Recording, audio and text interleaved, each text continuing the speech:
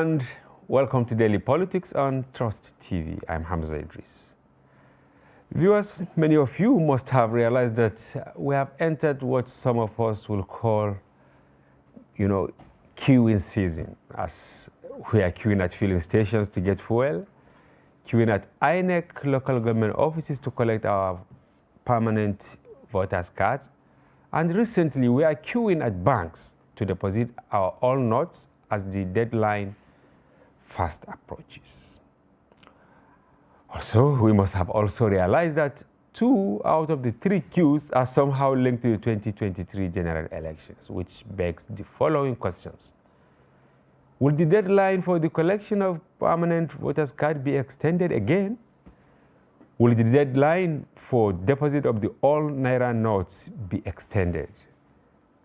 Will the failure to extend the time frame lead to a policy somersault by the CBN and the federal government? In the studio tonight, we have 2 people who will help make more sense to the issues. We have Baba Yusuf, who is a strategist, policy analyst, and also the CEO of Global Investment and Trade Company. We also have Emmanuel Njoku, the Director of Democracy and Governance at Connected Development, COD. Welcome to the program, gentlemen. Thank you for having us. Yeah, we're happy to have you in the studio. Yeah, good to be here. Time. Yeah, well, before we start, Nigerians might have to pay extra when withdrawing the new Naira notes from POS operators and all that. The operators say they have added the extra charge because of how difficult it has been to get the new notes. For 5,000, they charge 100 Naira. For 10,000, they charge 200 Naira. But if you want new notes, for 5,000, they charge 200. For 10,000, some people they are collecting 500 for 10,000. Because if you want to get the new notes, you have to go to bank. When you go to the bank, and only 20K you can withdraw per day. That is why they charge this amount, because to get it is hard. This is Yunusa, a POS operator who says he will keep accepting the old notes till 2 p.m. on January the 31st. Up to tomorrow, when he brought the old Naira, I will just collect it. So I will stop it by Monday around 2. I will stop collecting because I will just walk to the bank. Okay, so all the time you've been going to the bank, you've been accepting the money from you? Yeah. Have you encountered any challenge with accessing the bank? And if you want to withdraw that, you can face challenge there because they are not giving you cash on the counter until 31st. He also says he hasn't experienced any challenge depositing his old notes. Deposit, they can accept the money. There is no any challenges for deposit. If you want to carry like a 20 trillion, they will collect it. Gentlemen, what is going on? Maybe I should start with you, Iman. It's a very funny time and very interesting time, and I see more interesting times ahead. Like you said in the beginning of this program, some of these things are tied to the election. So you talk about collecting of the voters card, you talk about the cash, and like you had the presidential candidate of the APC also mentioned that even the fuel part is also tied to election. So maybe the 3 of them are tied to the election. So maybe 3 of them are also tied to the election. Yeah, it's sad. This is a phase in our country at this time that we are. It's a difficult period for Nigerians. But as an election person, given that I've worked and observed elections since 2011 till date, I think the policy around the cashless policy, around the redesign and going cashless to also make sure that there's no money, for politicians to use money to influence and induce voters and also rig the process. I think I like that part. But sincerely, I feel that the timing is also wrong. I don't know why the CBN woke up late to all of these things. I believe that CBN, this policy is something that probably should have started since March or April of 2022. So Nigerians will have that space of 10 to 11, 12 months before the elections to have done all of these things. I mean, the CBN may think that 90 days is enough time for him to mop up over 3 trillion Naira. I do not think is enough time. And I also think that going forward, that the CBN, I'm sure they are seeing the chaos across the country. As I speak to you, as I sit here, I do not have any cash on me because I've tried to dispose every old do you note I have have. fuel in your car? Thank God I have fuel in my car. Okay, you are lucky. So, but because I dispose every old note I have, now it's so difficult for me to access the new notes. But thankfully, I can do my transaction every 3 other electronic means. That is but you. Then, that's me. That is you, Baba Yusuf. What is your take on this? Well, I think in this country we have a knack for creating crisis. Okay. As an excuse for bringing solutions. A country that plans to fail that refuses to plan has planned to fail. Okay. Almost everything that are critical we are supposed to do, we don't plan. I don't know the excitement about bringing up policies that are so germane and so important and critical to national development. But you only wait until at a wee hour of a critical moment in the history of Nigeria to now say you want to implement that policy. One objective which is good, like Mr. Njoku mentioned, is the cashless policy. Nobody is arguing about the importance of the cashless policy. Since the days of His Highness Sanusi Lamida Sanusi, the former CBN governor, we've been hearing about the cashless policy. It's a global trend, it's a reality. But to wait until at the tail end of this administration, almost 8 years later, less than 6 months to a critical election period, at a point when almost the same time, less than 1 month or 1 month after, the Nigerian Bureau of Statistics, in collaboration with the UNDP and other organizations, revealed that over 63% of Nigerians are multidimensionally poor. That means in all ramifications. Over 133 million people. Okay? And we know for a fact the country, Nigeria, the economy of Nigeria is majorly driven by the informal sector. Yes. In 2017, IMF declared that about 80% of the populace thrive on the informal sector. That is almost close to 160-something million people. Wow. Now, you come up with a fantastic policy that you could have initiated, planned, strategized to implement with milestones that you can measure over a period of, for example, 4 months when this administration came back in 2019. Okay, you mean immediately after this? Yes, and do a systemic, replacement of this currency. The replacement of currency, the redesign of currency, mopping up liquidity is okay, is standard, especially given our current situation. But the hows and the whens are going to, albeit maybe, become the critical failure factors rather than become critical success factors. For example, we talk about all that we like talking about is this policy will help the election.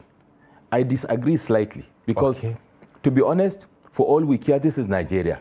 We know there are people that will sit in the confines of their homes in their air-conditioned rooms and whatever money they want, they get. Meaning they will call bankers. Yes, the masses are always at the tail end, at the tail negative end of collection of the brunt of this kind of policies. So to be honest, as far as I'm concerned, the political class will wriggle its way around this. The people that will suffer are still the people that are supposed to benefit, if any, from this kind of policies.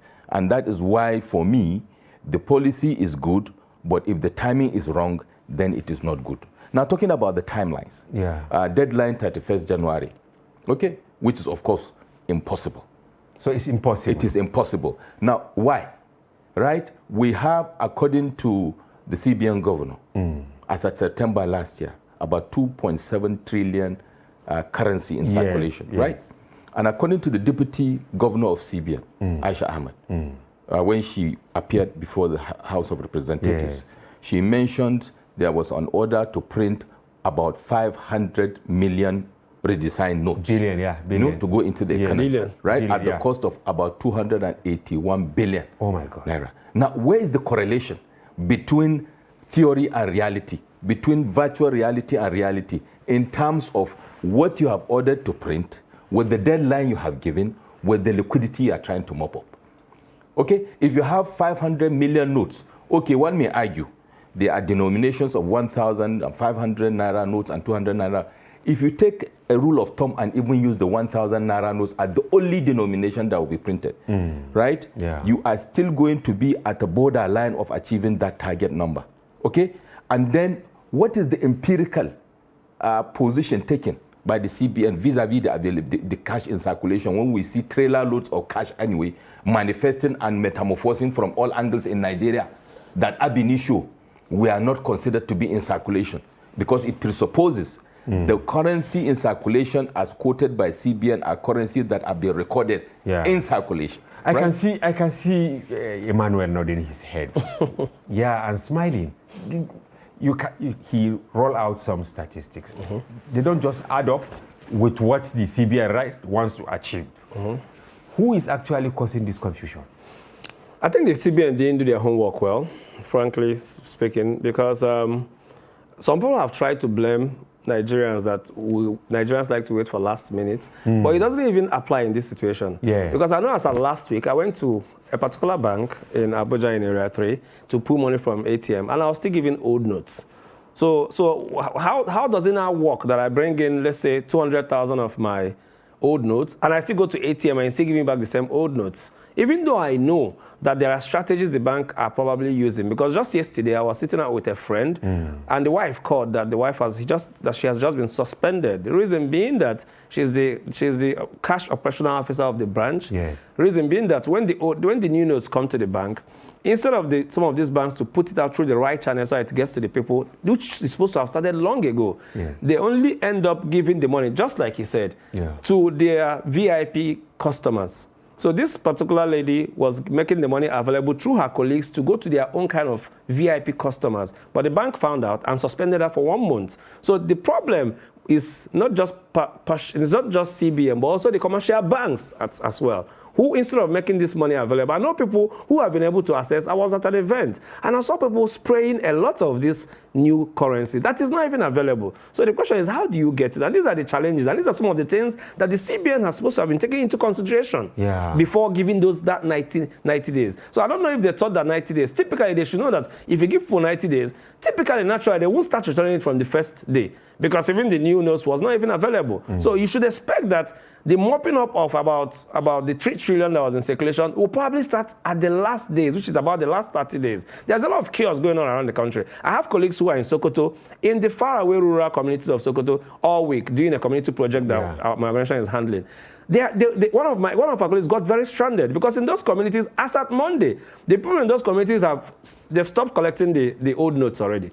So my friend, so how are they my friend exhausted his money, and he needed water. He couldn't even afford water because everybody there is telling you that they're not collecting the old notes. There's a lot of robbery going on around that region of the country because people are moving in a lot of cash, either to try to buy gold from Kano or try to source dollars from across the country. So it's chaotic. And frankly, this 31st, which is just Tuesday here, midnight of Tuesday, will not work.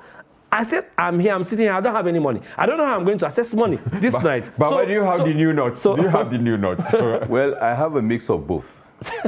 Now, to take it off from there, Hamza, Njoku, viewers, it is the CBN should know. I'm not casting aspersions on the CBN. This is not a CBN But Nigerians issue. This is a Nigerian issue. And Nigerians are casting the CBN. You have about over 200 million human beings that want to circulate currencies around within a period of 90 days.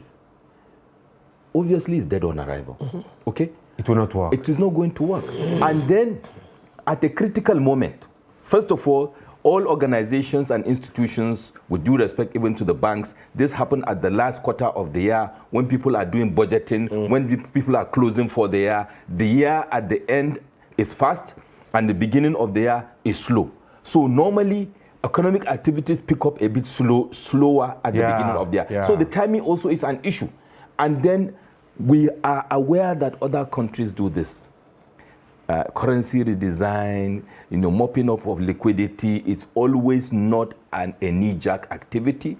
It's always not, a snap of a finger activity. If you take UK, for example, and they do this mop-up of a currency or redesign, they give a timeline that people will keep on. The moment you go and deposit you are taking new currency over maybe a period of a year or two, and you slowly and gradually, retrieve that currency, old currency, and the new currency gets circulated, even in the United States of America and other countries.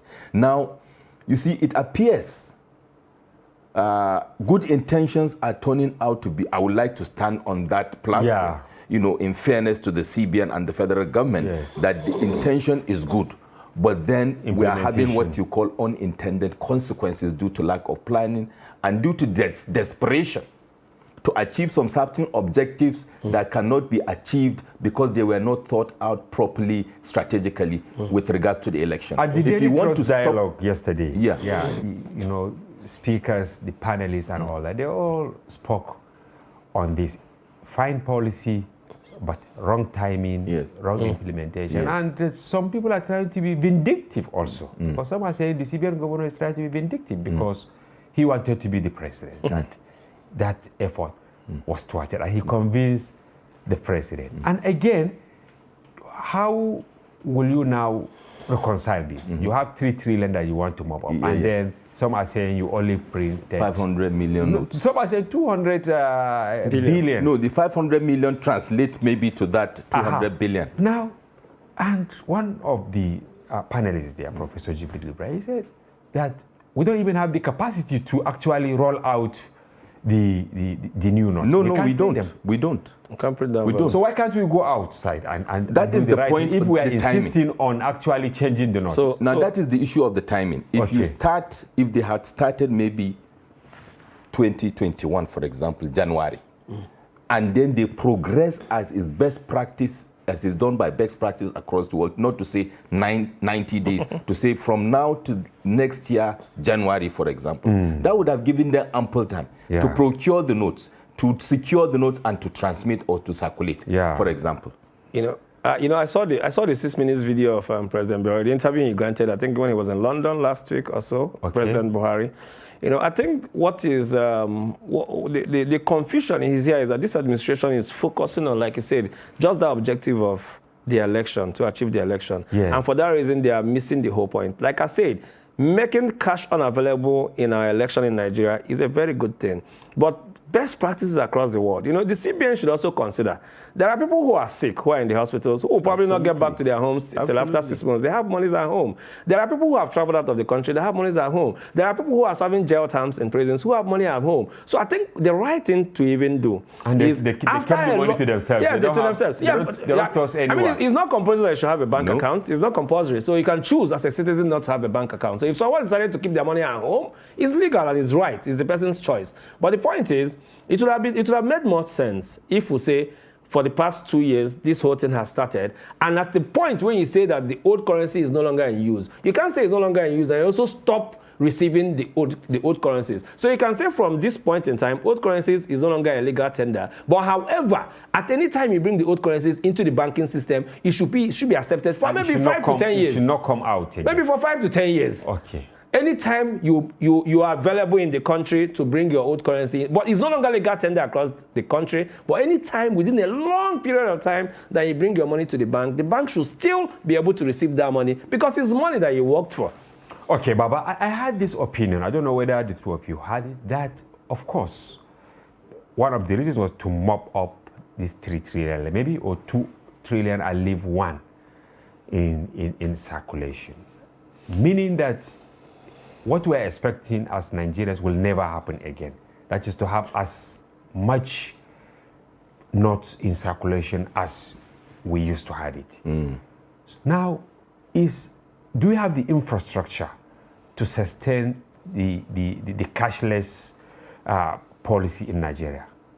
I will start by responding to part of what you said, which we couldn't, I think, because a lot of things are going on. You see, when you come with good intention at the wrong time and you go about it the way it is going about, people put a lot of coloration with it. And that is answering the issue, the question about the CBN governor having had the intention to contest for the presidency.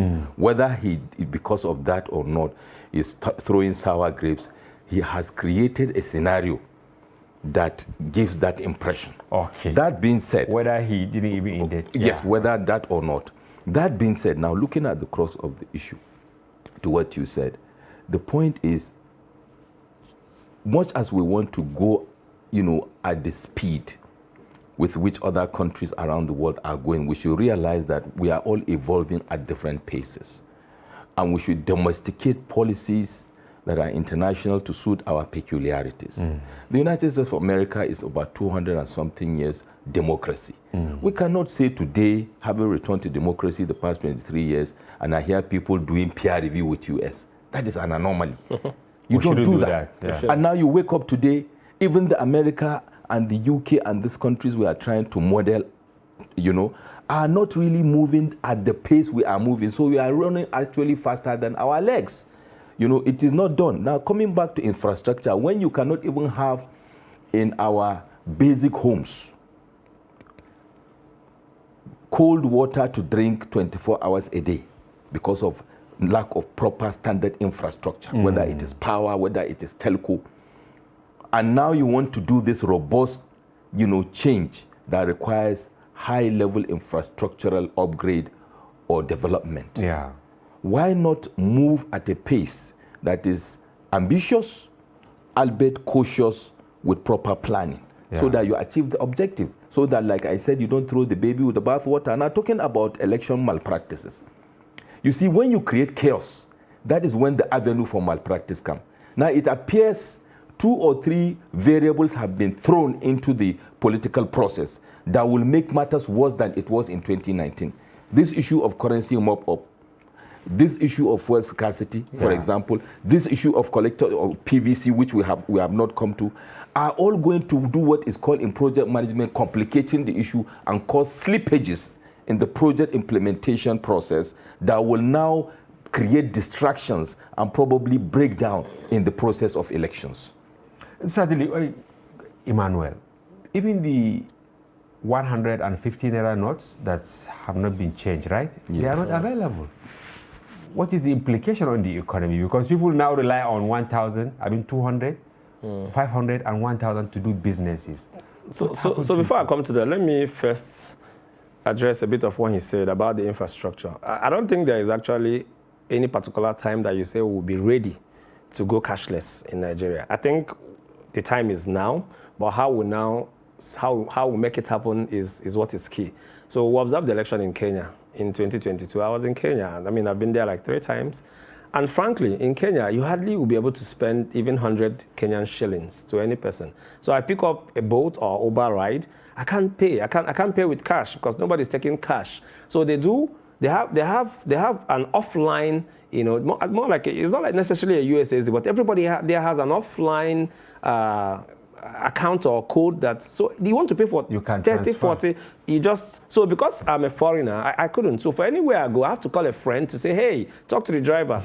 They will pay themselves. They will find a way to. So I think we are ready for it. But how ready? Because in my village, I'm from Katsina, I know that in my village, how many people have phones now? How many people have Despite phones? all the hype about phones. Yeah, because you need, even if it is analog phone, to do this cashless thing. There are some people, if I bought phone for many people, and when I call again, they will say they don't even have the phone. When I'm looking for them, then you call someone close to them. Yeah, but they will tell you that they deposit 2,000 Naira phone. But then we'll have some level of poverty. But then a few months ago, we didn't have POS centers. Now we have POS centers everywhere. So even if you don't have phones and all of this, but the money, devices, what will you go and withdraw from the POS? See, if I may come in here, Yes. I agree with Njoku, but you see, Nigeria is a different project with due respect to Kenya.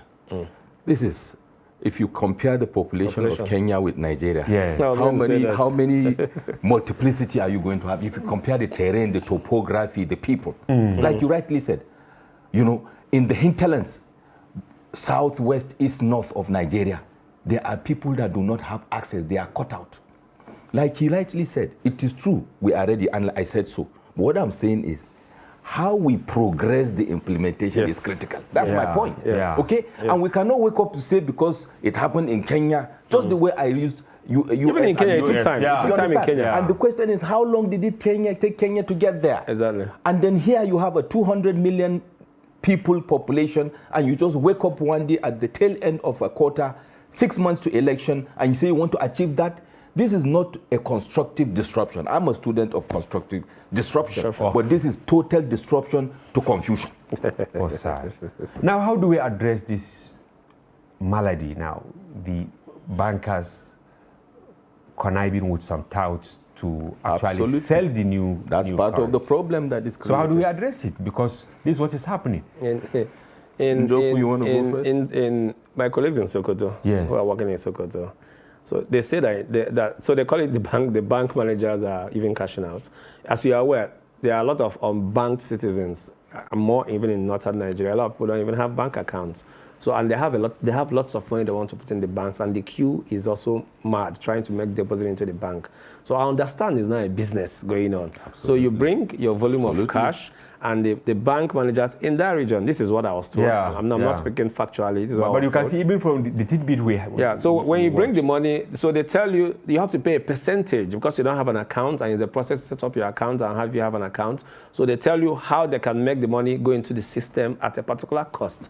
You know, so that's the chaos. That's what they call something disruption to cause confusion. Yes. It's not constructive than disruption. constructive This is just disruption, disruption to cause chaos. Yeah. You know, so and you can't exactly even handle it because chaos breeds a lot of nonsense. So there is chaos in the country. And if you let this continue this way till election, it will cause more problem. I think the only way to handle this, to reduce this tension, is the CBN making an announcement by tomorrow that this thing has been extended. But this is a man, even the House of Reps said he should go and see them. They have been having, running battles. Yeah, even Who will today, talk to I think him? today they said the bankers committee of the bank Yes. MDs met with the House of Baba? Reps and they all agreed. Yeah, even the pressure is on. And I think water will find its way if I borrow the street parlance. And reality will hit us, we'll smell the coffee. Yesterday, I read somewhere the governors have also agreed that Professor Chukwuemeka Soludo should lead a committee set up by the governors to engage the CBN governor with regards to this issue. He's so powerful. And this issue, now, you see, even the CBN governor has loads and loads of issues, which I think are created these two to this.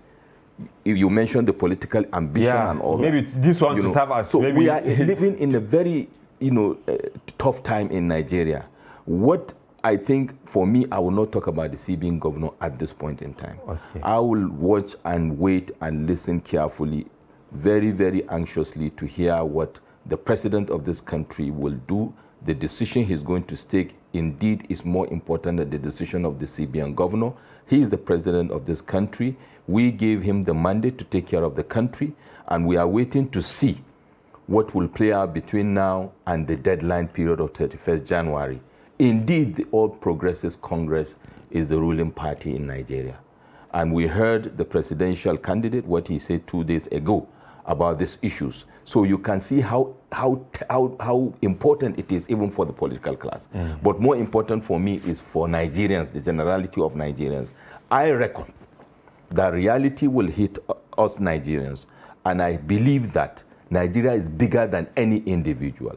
And my gut feeling is the 31st January obviously will not fly, and there will be an extension. That will be the rational thing to do in the interest of national peace, national harmony, and national progress. You're on the same and page. also Yes, support the election process. Because we to received go many properly. statements today from Governor Ganduje, Murik, Northern Elders Forum, and many others, just today, saying the period must be extended. That's the reality. And I think maybe it's a general consensus. That's the reality. That's the Well, thank you very much. That's the reality. We'll go on a break. And viewers, we'll take a break now. And when we return, we'll be looking at other issues, one of which might involve questioning the bimodal voters accreditation system waivers. Stick around to find out. Don't go away.